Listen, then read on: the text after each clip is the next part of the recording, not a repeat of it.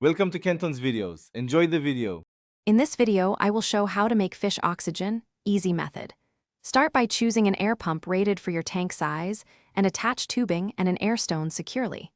Place the air stone low in the tank to create rising bubbles that mix surface and deep water. Run the pump continuously and check noise and vibration. Adjust bubble output if fish seem startled and maintain equipment monthly for reliable oxygen levels and healthy fish. Live plants offer a gentle, natural oxygen boost that complements mechanical aeration. Choose fast-growing species and plant them densely to maximize photosynthesis during light hours.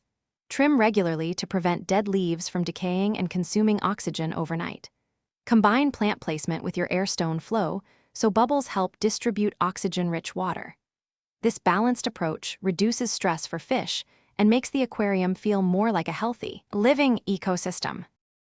When oxygen falls suddenly, quick actions can save fish until full aeration returns.